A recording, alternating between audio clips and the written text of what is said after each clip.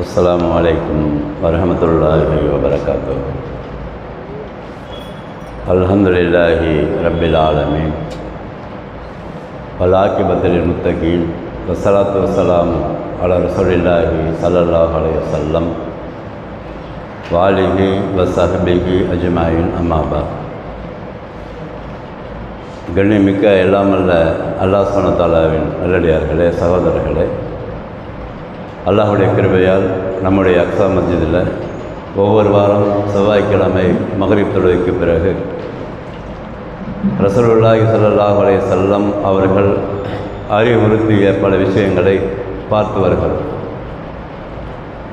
ரசூலுல்லாஹி ஸல்லல்லாஹு அலைஹி வஸல்லம் அவர்களுடைய அறிவுரைகளை பொறுத்தவரை உலகம் அழிகின்ற வரை வரக்கூடிய எல்லா மனிதர்களுக்குமானது என்பது நாம் நடைமுறையில் காணப்படுகிற பல விஷயங்களை முன்னிறுத்தி சொல்லிக் கொண்டிருக்கிறோம்.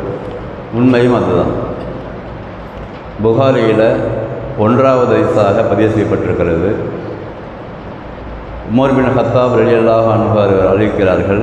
இந்த ஹதீஸை பொறுத்த வரைக்கும் ஹதீஸ் கிரந்தங்களில் எல்லா ஹதீஸ் கிரந்தங்கள்லேயுமே 1வது நம்பராக பதிவு செய்யப்பட்டிருக்கிறது.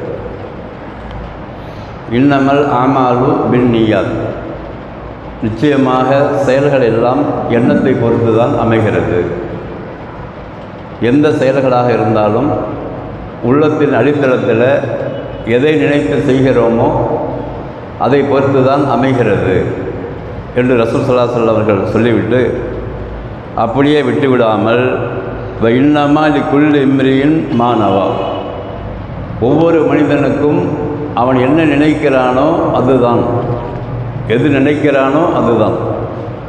அப்படி சொல்லிவிட்டு ரசூலுல்லாஹ் சொல்கிறாங்க, ஃபமன் கானத் ஹிஜ்ரத்துஹு இலா துன்யா யுஸிபுஹா, ஒரு மனிதர் ஒரு இடத்தை விட்டு இன்னொரு இடத்துக்கு செல்கிறார், ஹிஜ்ரத் செய்கிறார். உள்ளத்தின் அடித்தளத்தில் உலகத்தை பற்றியதாக, உலகத்தை அடைவதற்காக அந்த ஹிஜ்ரத் இருக்கிறது. அப்படி அவர் செல்வாரானால் அவர் உலகத்தை அடைந்து கொள்வார். ஒரு காரணம் சொல்கிறாங்க. அடுத்து சொல்கிறாங்க, அவ் இலா இம்ரத்தின், அல்லது ஒரு பெண்ணுக்காக அவர் செல்லுகிறார், ஊர் விட்டு ஊர் வருகிறார், ஹிஜ்ரத் செய்கிறார். அப்படி இருக்குமானால் என்கிஹுஹா, அந்த பெண்ணை அவர் திருமணம் செய்து கொள்வார். இப்படி சொல்லிட்டு ஃபஹிஜ்ரத்துஹு இலாமா ஹாஜர இலைஹி, ஒருவர் நாடு துறந்து செல்லுகிறார், ஊரை விட்டு செல்லுகிறார் என்று சொன்னால் எதற்காக அவர் செல்லுகிறாரோ அதுதான் அவருக்கு இருக்கிறது என்று இந்த அறிவிப்பில் ரசூல் ஸல்லல்லாஹு அலைஹி வஸல்லம் சொல்கிறார். இதை படித்த மாத்திரத்திலேயே மேலோட்டமாக பார்க்கும் பொழுது சில விஷயங்கள் புரியும் அல்லது புரியாமல் இருக்கலாம். நினைப்பை பொறுத்து தான் நம்முடைய அமல்கள் இருக்கும் என்கின்ற மிக முக்கியமான படிப்பினை இந்த ஹதீஸ்க்குள்ளே இருக்கிறது. உதாரணமாக, இப்போ துல்ஹஜ் மாதம் நாம் எல்லாம் குர்பானிக்காக காத்திருக்கிறோம், பெருநாள் தொழுகைக்காக காத்திருக்கிறோம், நோன்பு நோற்பதற்காக காத்திருக்கிறோம். மிக முக்கியமான அமல்களாக இருக்கிறது. ஒரு உதாரணத்துக்கு சொல்கிறேன். இதெல்லாம் எதை எதிர்பார்த்து காத்திருக்கிறோம்? முதலாவது என்ன வர இருக்கிறது? அரஃபா தினத்துடைய நோன்பு வர இருக்கிறது. நம்ம எல்லாரும் ஒரு நினைப்பு வைத்திருப்போம், எப்போ நோன்பு வருதோ அப்போ நம்ம நோன்பு வைப்போம்னு சொல்லி. இது எண்ணமாக மாறுகிறது. அதற்கு பிறகு பெருநாள் தொழுகை குறித்து நினைப்பு வச்சுருப்போம், குர்பானி கொடுப்பதை பற்றி நினைப்பு வச்சுருப்போம். இதெல்லாம் வச்சுருக்கோம்ல. இப்படி நினைக்கும் பொழுதே அல்லாஹ் சுப்ஹானஹு வ தஆலா நம்முடைய அந்த எண்ணத்தை கபூலாக்கி விடுகிறான். நினைக்கும் பொழுதே. அதுக்கு தான் ரசூலுல்லாஹ் சொல்லி கொடுத்தாங்க. ஒரு பாங்கு சொன்ன பிறகு வீட்டில் நினைக்கிறாரு, உட்காந்துக்கிட்டு நினைக்கிறாரு, என்னண்டு நம்ம தொழுகைக்கு போகும், தொழுகை கபூலாக்கப்படுகிறது அவருக்கு. எந்த செயலை நாம் செய்ய முற்பட்டாலும் அந்த செயலுக்கு முன்னால் கண்டிப்பாக எண்ணம் சரியாக இருக்க வேண்டும். அந்த எண்ணம் சரியாக ஆகிவிட்டால் அது சம்பந்தமாக வரக்கூடிய எல்லா விதமான குளறுபடிகளும் நம்மை விட்டு நீங்கிவிடும் உள்ளத்தில். இப்போ நிறைய குளறுபடி இருக்கா இல்லையா? எப்படி குளறுபடி? உதாரணமாக இப்போ குர்பானி, நம்ம கூட்டு குர்பானி வச்சுக்கலாம். நம்ம கூட்டு குர்பானி அக்ஸா பள்ளியில் பணம் கொடுக்கணும்னு ஒரு எண்ணம் இருக்குதுன்னு வச்சுங்க. நம்மளுக்கு அந்த எண்ணம் இருக்கும்பொழுதே எல்லாம் கபூலாக்கிடுவான். ஒன்று அந்த பணத்தை கொடுத்து ரிசிப்ட் வாங்கிட்டோம்னா நம்ம குர்பானி கொடுத்ததற்கான நன்மை நம்மளுக்கு கிடச்சிரும். அப்பயே கிடச்சிரும். அது எழுதும் பொழுதே கிடச்சி போயிடும். எல்லாம் எழுதிடுவான். அது இவர் நினைச்சார் பணமும் கொடுத்துட்டாரு, குர்பானி காத்திருக்கிறார். ஆனால் இந்த குர்பானி சம்பந்தமாக சில குழப்பங்கள் சமுதாயத்தில் நிலவுதில்ல, அதெல்லாம் நமக்கு டோன்ட் கேர். அது எப்படி டோன்ட் கேர்? அது சில பேர் வாக்குவாதம் பண்ணாரா இல்லையா, அன்னைக்கு கொடுக்குறதா, மறுநாள் கொடுக்குறதா, 4 நாள் கொடுக்குறதா. அது மாதிரி அந்த குறிப்பிட்ட 7 பேர் இருக்கிறாங்கன்னு சொன்னாக்கா அந்த 7 பேர் ஒரு மாட்டை தான் இருக்கணும், அவர் அந்த மாட்டெல்லாம் பார்க்கணும். இப்படிலாம் ஒரு குழப்பம் ஏற்படுத்துது இந்த காலங்களில். இப்போ சம காலத்தில், ஒரு காலத்தில் இல்லை அதெல்லாம். இப்போ என்ன அது, நீங்கள் எந்த மாட்டை கொடுக்குறீர்களோ அந்த மாட்டை நீங்கள் பார்க்கணும். உங்கள் பேர் 7 பேர் இருந்தாக்கா அந்த 7 பேர் மாட்டை தான் நீங்கள் வாங்கி பங்கு வாங்கிக்கணும், அப்போ தான் அது செட் ஆகும். இப்படிலாம் ஒரு இதெல்லாம் குழப்பமான சூழ்நிலை இருக்குது. எந்த மாடாக தான் நம்மளுக்கு நம்ம இந்த பணம் கொடுத்தாச்சு, நியத்து வச்சாச்சு, குர்பானிக்குன்னு அல்லாவுக்காக கொடுத்தாச்சு, எந்த மாட்டை எந்த பங்கு வந்தால் நம்மளுக்கு என்னங்கிறேன். அது என்ன அவ்வளோ கேர் பண்ணணுமா, கண்ணால் பார்க்கணுமா? அதை அப்படிலாம் அவசியம் இல்லை. எண்ணம் உள்ள சரியாக இருக்குன்னு சொன்னாக்கா கண்டிப்பாக கண்ணால் பார்த்து தான் அதை தெரிந்து கொள்ள வேண்டும். அதில் உறுதி ஏற்படுத்தி கொண்டு தான் நம்ம அதை பெற்றுக்கொள்ள வேண்டும் என்பதெல்லாம் சைத்தானால் ஏற்படுத்தப்பட்ட ஒரு சூழ்ச்சிகள் இவைகள் எல்லாம். அதெல்லாம் ரசூல் காலத்தில் கிடையாது. ரசூல் ஸல்லல்லாஹு அலைஹி வஸல்லம் காலத்தில் ரசூலுல்லாஹ் சொன்னாங்க, நீங்கள் ஆளாக இருந்தால் நீங்கள் தனியாக கொடுத்து கொள்ளுங்கள், மாடாக இருந்தால் 7 பேர் சேர்ந்து கொள்ளுங்கள். ஒட்டகத்தில் 7 பேர் இன்னும் 10 பேர் என்று அதிசயம் எல்லாம் இருக்கிறது. என்ன அது கொடுப்பாங்க, அவங்க பாட்டு அதில் போயிட்டே இருப்பாங்க, அவ்வளோதான் அங்கே நடந்த சம்பவங்கள். அதில் எந்த விதமான குழப்ப சூழ்நிலாம் இல்லை. இப்போ காலங்கள் செல்ல செல்ல என்ன ஆகும்னு சொன்னாக்கா, ரசூல் ஸல்லல்லாஹு அலைஹி வஸல்லம் காலத்தில் இருந்த மக்கள் தொகை இப்போ இல்லை. குறிப்பாக அன்றைக்கு இருந்த ஒரு 100 பேர் இருப்பாங்க, 75 பேர் இருந்திருப்பாங்க, 50 பேர் இருந்திருப்பாங்க. அப்படி 50 பேர் இருக்கும்போது அப்போ சில விஷயங்கள் சாத்தியமாக இருந்தது. உதாரணமாக யௌமுன் நஹர் என்று சொல்லி இருக்கிறது, 10ஆம் நாள், அதாவது துல்ஹஜ் பிறை 10ஆம் நாள் என்று பெருநாள் தினத்தன்று ரசூலுல்லாஹ் சொன்னாங்க, இன்னைக்கு நாள் என்னென்ன தெரியுமா அப்படின்னு கேட்டாங்க. அப்படி கேட்கும்போது சொன்னாங்க இது நஹருடைய நாள். அப்போ சாத்தியமாக இருந்தது. அன்றைக்கு குறிப்பிட்ட பேர் இருந்தார்கள், குறைவாக இருந்தார்கள், அது சாத்தியமாக இருந்தது. இன்றைக்கு அப்படி இல்லை. இன்றைக்கு அதிகமாக முஸ்லீம்களுடைய எண்ணிக்கை அதிகமாக இருக்கிறது, உலக அளவில் இன்றைக்கு இருக்கிறது. ஒரு ஊரை எடுத்துக்கொண்டால பல்லாயிரக்கணக்கான முஸ்லீம்கள் இருக்கிறார்கள், பல்லாயிரக்கணக்கான குர்பானிகள் கொடுக்கப்படுகிறது. அப்போ அந்த காலத்தில் நடைபெற்ற ஒரு விஷயத்தை எடுத்துக்கொண்டு இப்போ நம்ம ஆய்வு செய்கிறோம் என்ற பெயரில் அன்றைக்கு மாத்திரம்தான் கொடுக்கிறோம் என்று ஒரு வரட்டு வதத்தெல்லாம் வைக்கக்கூடாது மக்கள் மத்தியில். இது சந்தேகத்தை தான் ஏற்படுத்தும். ஏன்னா காலங்கள் செல்ல செல்ல மக்கள் தொகை பெருக பெருக அதற்கான டெக்னாலஜிஸ் அதிகமாகும், நாட்கள் தேவைப்படும், நேரங்கள் தேவைப்படுகிறது. அவைகள்லாம் மார்க்கத்தில் இஜ்திஹாத் என்று சொல்லக்கூடிய வகையில் அந்த நேரத்துக்கு தகுந்த மாதிரி அவர்கள் எல்லோரும் ஒரு ஆலோசனை செய்து ஒரு முடிவு எடுத்திருப்பார்கள். உதாரணமாக மினாவை எடுத்துக்கலாம். மினாவை பொறுத்த வரைக்கும் ரசூல் ஸல்லல்லாஹு அலைஹி வஸல்லம் உட்கார்ந்த இடத்துல இப்போ யாருமே உட்கார்றதில்லை. மினாவில் ரசூலுல்லாஹ் உட்கார்ந்த இடம் மஸ்ஜிதுல் ஹைஃப் என்று சொல்லி நீங்கள் யாராச்சும் போனால் தெரியும் உங்களுக்கு. மஸ்ஜிதுல் ஹைஃப்னு ஒரு பள்ளிவாசல் இருக்குது, அங்கே தான் ரசூலுல்லாஹ் உட்கார்ந்தாங்க. இன்றைக்கு அப்படி இல்லை. மினாவை பார்த்திங்கன்னா கிட்டத்தட்ட ஏக்கர் கணக்கில் இன்றைக்கு டெண்டுகள் அமைத்து மினா தங்குகிறாங்க. அங்கே ரசூல் ஸல்லல்லாஹு அலைஹி வஸல்லம் அவர்களுக்கு அந்த டெண்டுக்கு சம்மந்தமே இல்லை. அதனால் மினாவில் ரசூலுல்லாஹ் தங்குற இடத்துல தங்கன்னு சொல்ல மாட்டோம். அரஃபாவும் அப்படித்தான். அரஃபாவும் அன்றைக்கு குறிப்பிட்ட கொஞ்சம் தான் இருந்துச்சு. அங்கே கூட மஸ்ஜிது நமீரா என்று சொல்லக்கூடிய பள்ளிவாசல் இருக்கிறது. அந்த பள்ளிவாசலுக்குள்ளே தான் ரசூலுல்லாஹ் உட்கார்ந்துருக்கிறாங்க. அது குறிப்பிட்ட ஏரியாவுக்குள்ளது தான் அது கூட விரிவாக ஆக்கப்பட்டிருக்கிறது. இன்றைக்கு அப்படி இல்லை. பல லட்சக்கணக்கான பேர்கள் வருகிறார்கள்.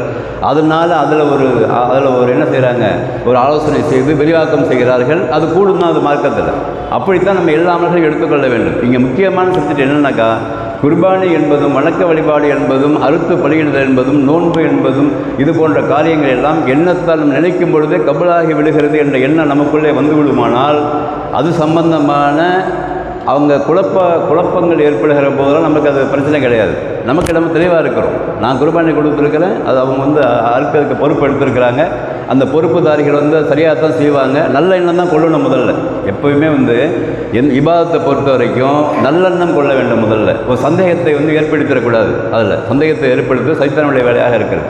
அப்போ எண்ணங்கள் சரியாக இருக்கும் பொழுது நம்முடைய இபாதத்துகளை அல்லாஹ் சுப்ஹானஹு கபூலாக்கி விடுவான் என்ற விஷயமும் விளங்குகிறது. அது மாதிரி தான் ரசூலுல்லாஹ் இந்த ஹதீஸில் சொல்கிறாங்க, என்னது, எந்த விஷயத்தை நீங்கள் நாடுகிறீர்களோ அதுக்கு தகுந்த மாதிரி உங்களுக்கு அது அமைந்துவிடும்.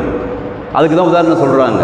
யார் ஒரு இடத்துல இன்னொரு இடத்துக்கு போகிறாரு, ஒரு எண்ணம் வருது. அதாவது துபாய் போகிறாங்க, இப்போ சவுதி அரேபியா எதுக்கு போகிறாங்க, அங்கே போய் சம்பாதிக்கணும், வீடு வாங்கணும், வாசல் வாங்கணும், ஒரு நிலம் வாங்கணும், கொஞ்சம் கஷ்டமாக இருக்குது. அது ஒரு கிடச்சிடும்.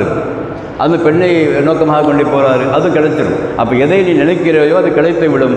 அதனால் நினைப்பதை சரியாக நினைத்துக்கொள் என்று சொல்லி ரசூலுல்லாஹ் சொல்கிறாங்க. இபாதத்து விஷயத்தில், குறிப்பாக இபாதத்து விஷயத்தில் கண்டிப்பாக இன்ஷா அல்லாஹ் அல்லாஹ் நம்முடைய இபாதத்தை கபூலாக்குவான் என்று தான் நம்ம இபாதத்தை செய்யணும். முதல்ல நல்ல எண்ணம் கொள்ளணும். முதல்ல நாம் தொழுக வர்றோம், வீட்டிலேருந்து தொழு செஞ்சுட்டு வர்றோம், வல்ல ரஹ்மான் நம்முடைய பாவங்களை மன்னிப்பான், உள்ளே வந்து தொழுது விட்டோம் என்று சொன்னால் நம்முடைய தொழுகை அல்லாஹ் நிச்சயமாக கபூலாக்குவான் என்ற அந்த எண்ணத்தோடு தொழுகும்போது நிச்சயமாக அல்லாஹ் கபூலாக்குவான். அது கபூலாகுமோ கபூலாகாதோ, அது சரியாக தவறோ என்று நினைத்துக்கொண்டு சந்தேகத்தை உள்ளே ஏற்படுத்தக்கூடாது என்றும் இதுக்குள்ளே விளங்குது. அதனால் சந்தேகம் இல்லாமல் எந்த ஒரு விஷயத்தையும் இபாத் செய்யும் பொழுது எண்ணத்தை சரியாக அமைத்து கொண்டு நாம் வந்து இபாத் செய்ய வேண்டும்.